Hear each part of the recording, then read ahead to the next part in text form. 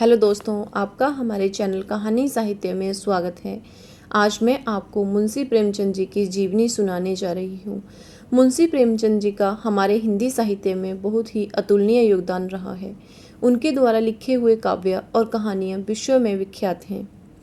मुंशी प्रेमचंद जी की जीवनी 31 जुलाई 1880 को बनारस के एक छोटे से गांव लम्ही में प्रेमचंद जी का जन्म हुआ था।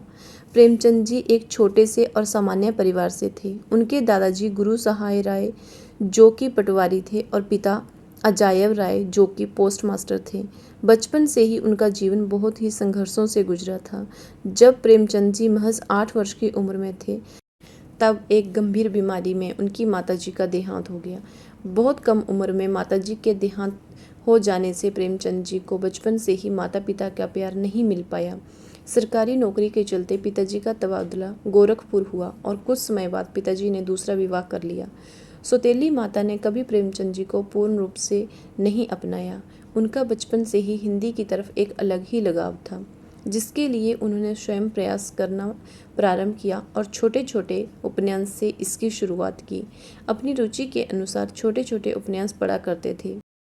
पढ़ने की इसी रुचि के साथ उन्होंने एक पुस्तकों के थोक व्यापारी के यहाँ पर नौकरी करना प्रारंभ कर दिया, जिससे वह अपना पूरा दिन पुस्तक पढ़ने के अपने शौक को भी पूरा करते रहे। प्रेमचंद जी बहुत ही सरल और सहज स्वभाव और दयालु प्रवृत्ति के व्यक्ति थे।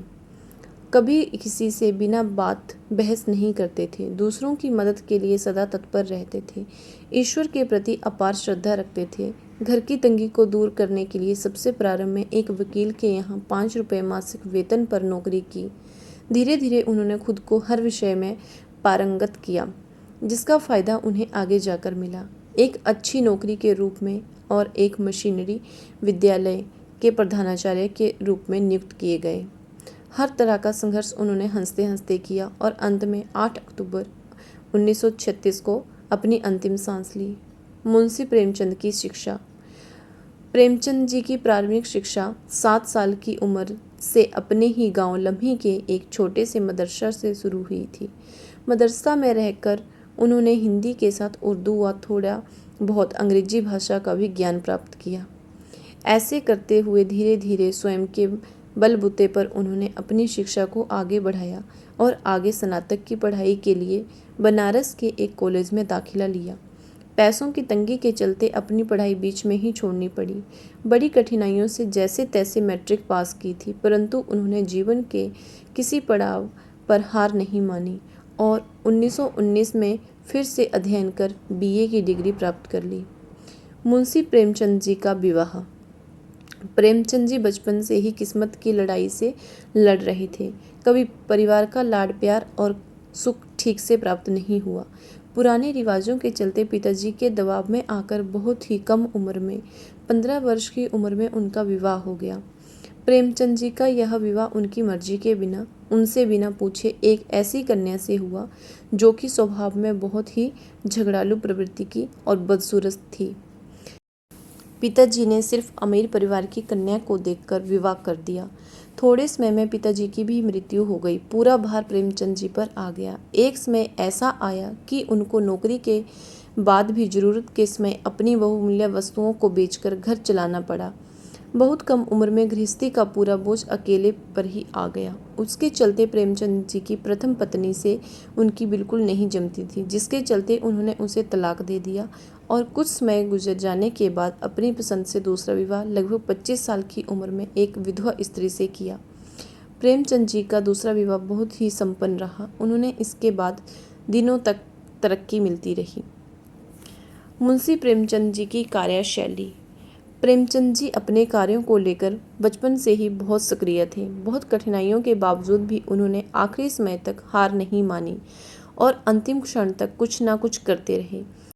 हिंदी ही नहीं, उर्दू में भी अपनी अमूल्य लेखन छोड़कर गए। लम्ही गांव छोड़ देने के बाद कम से कम 4 साल वह कानपुर में रहे और वहीं रहकर एक पत्रिका के संपादक से मुलाकात करी और कई लेख और कहानियों को प्रकाशित कराया। इस बीच स्वतंत्रता आंदोलन के लिए भी कई बार कविताएं लिखी। धीरे धीरे उनकी कहानियों, कविताओं, लेख आदि को लोगों की तरफ से बहुत सराहना मिलने लगी, जिसके चलते उनकी पदोन्नति हुई और गोरखपुर तबादला हो गया। यहाँ भी लगातार एक के बाद एक प्रकाशन आते रहे। इस बीच उन्होंने महात्मा गांधी के आंदोलनों में भी उनका साथ देकर अपनी सक्रिय भागीदारी रखी। उनके कुछ उपन्यास हिंदी में तो कुछ उर्दू में प्रकाशित हुए। 1919 में अपनी पत्नी से सलाह करने के बाद उन्होंने बनारस आकर सरकारी नौकरी छोड़ने का निर्णय ले लिया और अपनी रुचि के अनुसार लेखन पर ध्यान दिया।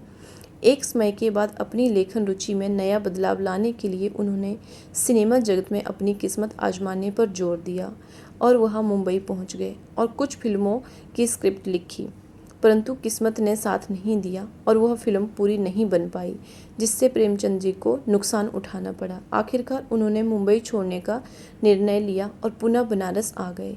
इस तरह जीवन में हर एक प्रयास और मेहनत कर उन्होंने आखिरी सांस तक प्रयत्न किए। प्रेमचंद जी की प्रमुख रचनाओं के नाम: गोदान, कर्मभूमि, रंगभूमि, सेवा सदन, निर्मला और मानसरोवर है। धन्यवाद दोस्तों। इसी तरह की और जीवनियाँ सुनने के लिए और कहानियाँ सुनने के लिए हमारे चैनल को सब्सक्राइब करें। धन्यवाद।